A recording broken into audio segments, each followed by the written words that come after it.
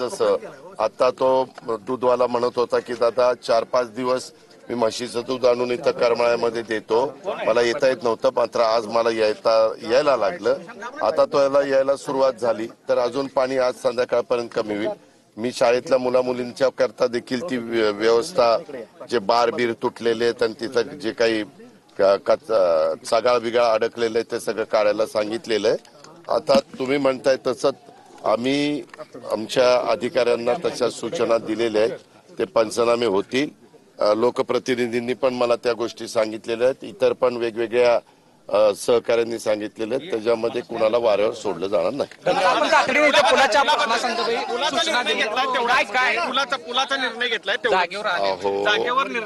यामध्ये जे काही सीना नदी सीना नदी आहे, आपली सीना नदी ह्यावेळेस फार मोठ्या प्रमाणावर सीनेला पाणी आलं. खरं तर भीमा सीना जोडकालवा आपण केला का तर सीनेला पाणी नेहमी जास्त जात नाही म्हणून, आणि त्याच्यावर खूप मोठ्या प्रमाणावर शेती आमची माढा तालुक्यामध्ये आहे, त्या मोहोळ तालुक्यामध्ये आहे, या दोन्ही बाजूला भूम परांड्याच्या परिसरामध्ये आहे. असं असताना आपल्याला अरे इकडे या, पण ट्रॅक्टर जात नाही का इकडे ट्रॅक्टर असता तर मी गेलो असतो ना. त्या संदर्भामध्ये इथल्या लोकांनी पलीकडे आहे आमचा भूम परांडा तालुका, आमचा परांडा तालुका धाराशिव जिल्हा, इथं आहे आपण करमाळा तालुका सोलापूर जिल्हा. आता इकडून जाताना इथं ब्रिज कम बंधारा आहे, परंतु त्याचा काही उपयोग नाही. मला आता माहिती अशी मिळाली, काल 17-18 हजार स्क्वेअर क्युसेस पाणी आपल्या सीना नदीला त्या बंधाऱ्यावरून चाललेलं होतं. त्याच्यामुळं वाहतूक सगळी बंद झालेली होती. बोटी आणल्या पण बोटीमध्ये काहीतरी पंक्चर झाली ती बोट, त्याच्यावर ती पण थांबली. ट्रॅक्टर आणला, ट्रॅक्टरही इथं बंद पडलाय.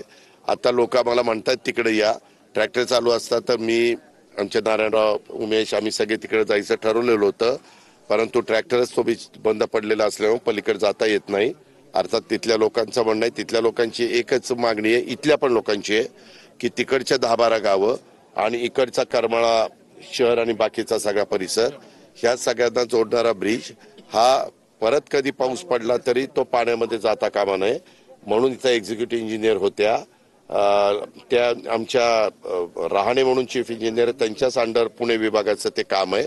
मी त्यांनाही सांगितलं, एक्झिक्युटिव्ह इंजिनियरला सांगितलं कशा पद्धतीनं ब्रिज करायचा, आणि तो ब्रिज केल्यावर मराठवाडा आणि आमचा पश्चिम महाराष्ट्र ह्याला जोडणारा हा जो काही दुवा आहे तो ह्या ब्रिजच्या निमित्तानं आपल्याला साधता येईल. आणि त्याचं प्लॅन इस्टिमेट त्यांना म्हणलं 15 ऑक्टोबर पर्यंत ते सगळं करा. आणि इकडचं एक गाव आमचं करमाळ्याचं राहतंय, त्याचं नाव काय, निलज, त्या गावामध्ये देखील जाण्याच्या करता काही व्यवस्था करावी लागेल. ती काय करायची काय नाही ह्याच्याही बद्दलची चर्चा झाली, कारण अनेक वर्ष आम्ही लोक ह्या क्षेत्रात काम करत असल्यामुळे आम्ही त्या इंजिनियरचं ज्ञान नसेल घेतलेलं, परंतु अनुभवातनं आम्हाला बऱ्याच गोष्टी त्याच्यातल्या कळतात आणि आम्ही बऱ्याच ठिकाणी केलेलं आहे. तशा पद्धतीनं करायला सांगितलंय आणि त्याच्यात आम्ही सगळ्या लोकांना पण विश्वासात घेतलंय. फक्त मात्र पलीकडच्या बाजूला ट्रॅक्टर नसल्यामुळं किंवा वाहन जात नसल्यामुळं जाता येत नाही, ही मात्र अडचण आहे.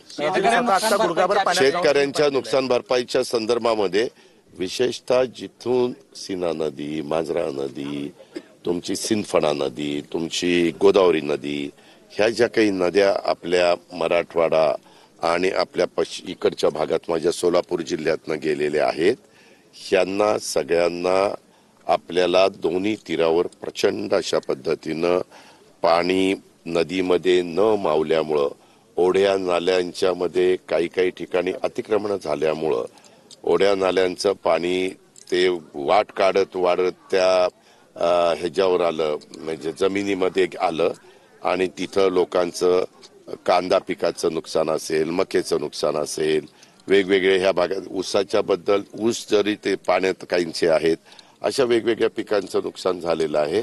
त्याचे पंचनामे करायला नदीकाठच्या भागामध्ये आपल्याला लगेच जाता येणार नाही, कारण त्याला अजून वापसा नाहीये. आम्ही काही ठिकाणी तिथं गेलो होतो तर तिथंही चिखल आहे, पण जिथं आज काही दुरुस्ती करण्याची गरज आहे तशा पद्धतीची काळजी आपण त्या बाबतीमध्ये घेतोय आणि तशा प्रकारच्या सूचना अधिकाऱ्यांना दिलेल्या. अधिकारी पण काम करतायत. काही ठिकाणी आम्ही फॉरेस्टची मदत घेतोय जिथं फॉरेस्टमध्ये तलाव आहेत.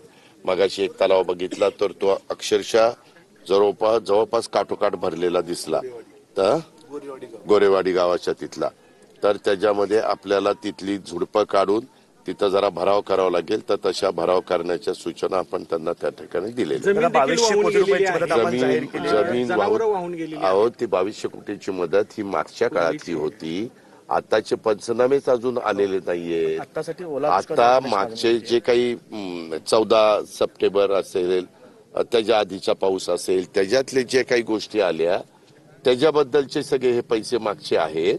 आता हे 14च्या नंतर 15च्या नंतर जे काही घडलेलं आहे, विशेषतः 2-4 दिवसात जे घडलेलं आहे, त्याचे पंचनामे करण्याच्या करता थोडासा वेळ लागेल. पण जेवढं वॉर फुटिंगवर करता येईल अशा पद्धतीचं काल कॅबिनेटमध्ये मुख्यमंत्री, दोन्ही उपमुख्यमंत्री, मंत्रिमंडळाने ठरवले. यासाठी ओला दुष्काळ जाहीर जनावर वाहून गेली त्याची पण सगळे आता इथं माहिती घेतली तर त्याच्यामध्ये जेवढे काही जनावर 14-15 तारखेपर्यंत वाहून गेलेली होती त्याचे सगळे पैसे दिलेले आहेत. काही बकऱ्या आता वाहून गेलेल्या आहेत किंवा इतर जे वाहून गेलेले ह्या 2 दिवसात जे घडलेलं आहे त्याचे माहिती घेऊन ताबडतोब पैसे देण्याच्या सूचना ह्या जिल्हाधिकारी, त्याच्यामध्ये ऍडिशनल कलेक्टर, प्रांत मामलेदार हे सगळ्यांना दिलेले. परिस्थिती आहे ओला दुष्काळ जाहीर करण्यासारखी. आपण पहिल्यांदा आता बघू दे ना, लगेच तू काय आल्या लगेच हे करा ते करा. लोकांची मागण्या वेगवेगळ्या आहेत. आम्ही पहिल्यांदा काय काय लोकांच्या मागण्या आहेत आणि प्रत्यक्षात फील्डवर काय आहे, त्यामध्ये काय नक्की ह्याच्यात. आता काही माझे शेतकरी म्हणतात सरसकट पंचनामे करा.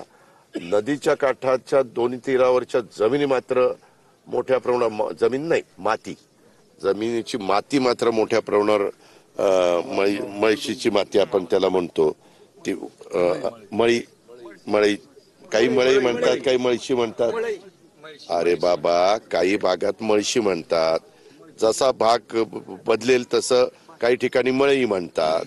जी काही त्यापेक्षा सोपा शब्द म्हणजे नदीकाठच्या दोन्ही तीरावरची जी जमीन असती, जी सुपीक जमीन असती, जी पोयटा वगैरे असतो त्याच्यामध्ये, ती जमीन मोठ्या प्रमाणावर त्या ठिकाणी वाहून गेली. अरे इकडे त्यांना बोलवा ना, इथं आली ना. ट्रॅक्टर मागवला दादा, संतोष गेला. नाही नको, ही काय इथं मग इकडे कशाला म्हणतात ते. इकडे या ना म्हणा, तुम्हीच या ना.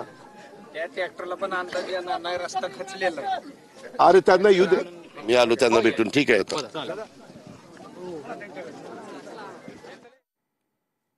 2 ते 4 दिवसात नुकसान झालेलं आहे त्याचे पंचनामे करण्यास थोडा वेळ लागेल असं अजित पवारांनी